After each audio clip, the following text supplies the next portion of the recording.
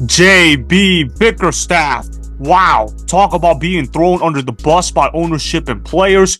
JB Bickerstaff has been fired by the Cavs as their head coach. This is Sports Guy talking that you guys are watching and listening to. I am Dustin Tran, your host, as I am here today to talk about JB Bickerstaff getting fired by the Cavs as their head coach, despite getting them to the second round of the NBA playoffs this season.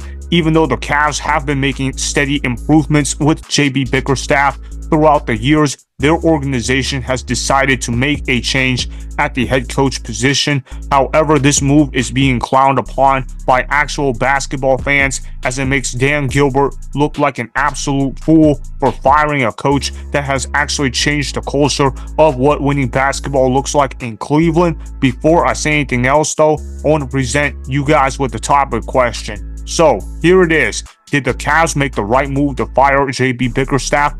Heck no, this was a terrible firing by the Cleveland Cavaliers. Are you kidding me, Cavs? Why the heck would you fire JB Bickerstaff? Look, I'm not going to sit up here and say that JB Bickerstaff was an elite head coach or that he was one of the best head coaches in all of basketball. But what I am going to say about JB Bickerstaff is that he did a pretty good job coaching up this Cavs team. You look at how the Cavs improved every single year with JB Bickerstaff as their head coach. You look at how he took over the job as an interim head coach in the 2020 season. He did a pretty solid job coaching up that Cavs team as an interim head coach. They were playing basically 500 basketball. They went 5-6 with him as their interim head coach, so he ends up winning the job. He gets the full-time job as the head coach of the Cleveland Cavaliers. The first full season that he had on the Cavs, I'm not going to sit up here and say he had a good year with them, but he did what he could with the roster. They won 22 games, but it's not like they had a great year in the Eastern Conference. They were one of the worst teams in the East. That's undeniable. But then the Cavs made steady improvements afterwards, because you look at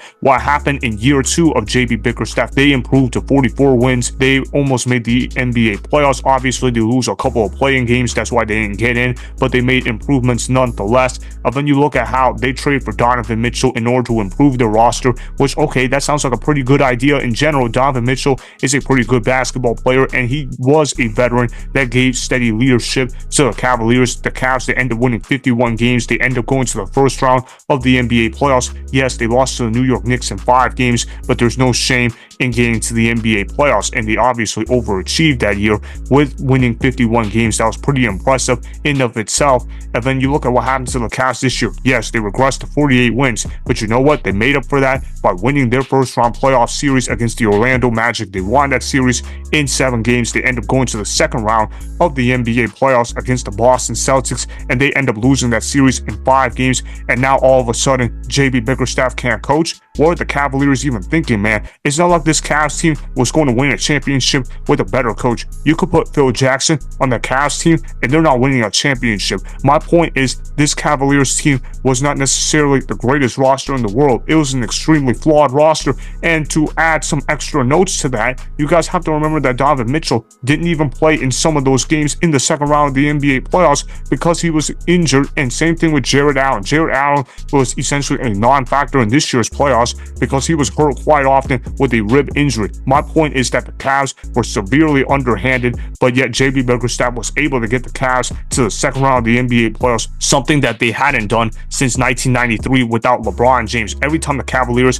have advanced further than the first round of the NBA playoffs, they've always had to have LeBron James on the roster, but now they don't have LeBron James on the roster anymore, and they were finally able to function without LeBron James for the first time in forever. And I thought JB Bickerstaff did a pretty good job coaching up this Cavs team. Now, look, I'm not going to say that JB Bickerstaff got along with his players particularly well, but I think that's small potatoes in the grand scheme of things, in all seriousness, because when you look at the results, JB Bickerstaff did a pretty good job coaching up this Cavs team. He actually finished his Cavs tenure with a winning record, which is pretty hard to do when Dan Gilbert is your owner. Dan Gilbert is one of the worst owners in the National Basketball Association. There's a reason why the guy has been a tremendous loser for all these years without LeBron James. It's because he is a dysfunctional owner and he doesn't understand how to build a winning culture whatsoever. And I think this move is going to severely backfire on Dan Gilbert. As far as why I think JB Bickerstaff got fired, I think it's because of the fact that Dan Gilbert sees an opportunity to possibly bring LeBron James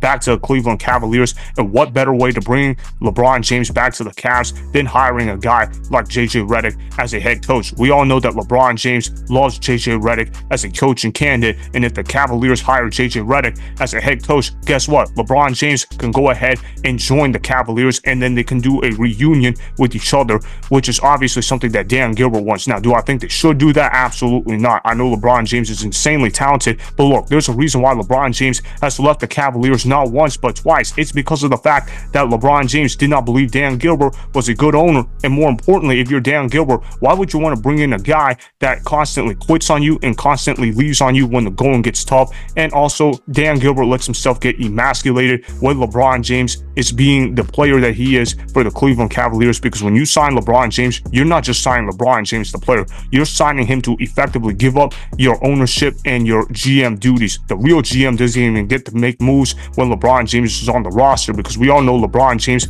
has to play the GM games and basically recruit his own teammates, and he picks his own coach. And I think one of the reasons why JB Bickerstaff was a victim of his circumstance was because of the fact that LeBron James is going to be a free agent this upcoming offseason, and Dan Gilbert sees an opportunity to land LeBron James. So he could be thinking in his head, let me go ahead and get JJ Redick as a head coach, because if we hire JJ Redick as a head coach, and if we draft Bronny in the second round of the NBA draft, then we could get LeBron James to come back to Cleveland, and guess what? I get to sell tickets. Who really cares about building a foundation or the fact that LeBron James is past his prime? I just want to sell tickets, and I want to get my guy LeBron James back to the city of Cleveland. And we all know that LeBron James is currently unhappy with the current Lakers situation. Speaking of the Lakers, they're currently hiring a head coach through the process as well. It seems like they're looking through many of the same candidates that the Cavaliers are looking at right now. I've heard right now that the Cavaliers are looking at hiring Kenny Atkinson and James Borrego as their leading candidates for the head coaching position.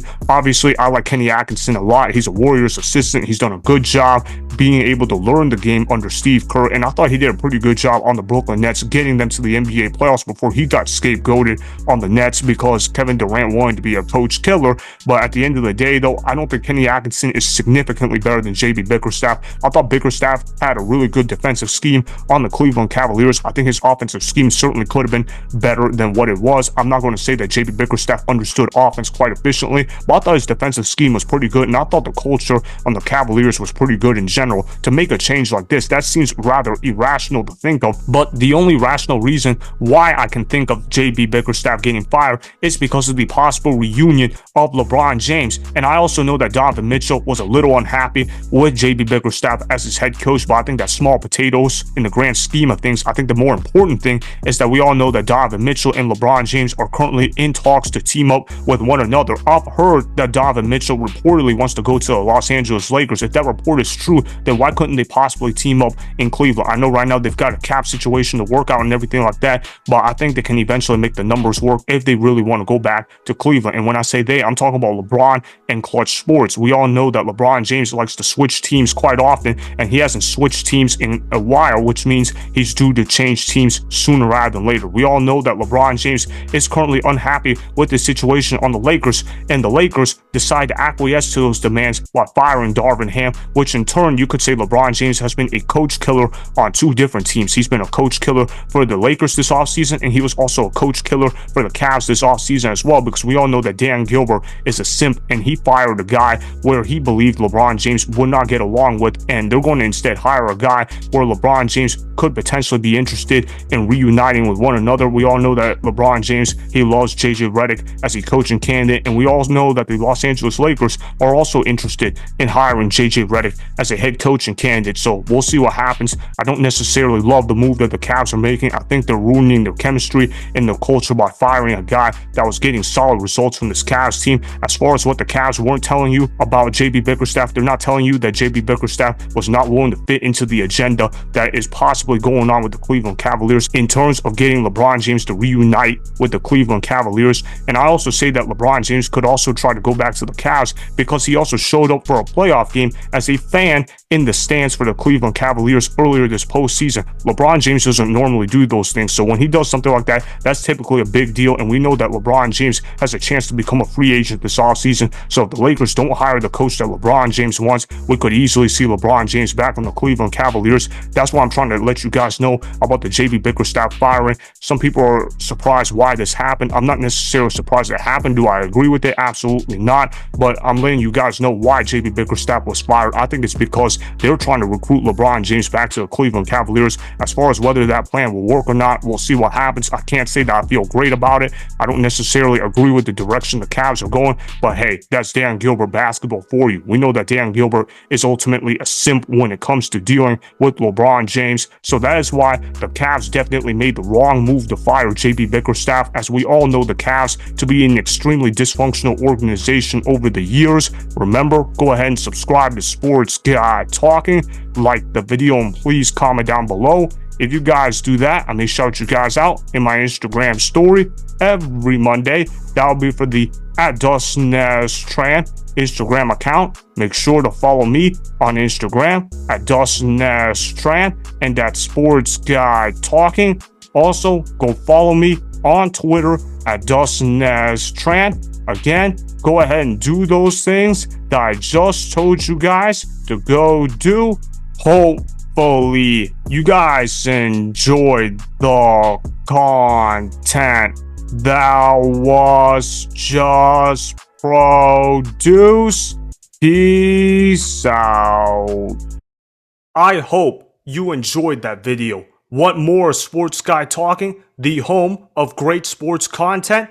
Make sure you click that subscribe button to get the latest from Sports Guy Talking. Go ahead and like the video. Comment down below. Check the description box on the video in order to follow my Instagram and Twitter. Also, be sure to check out more of the best clips from the YouTube channel, Sports Guy Talking.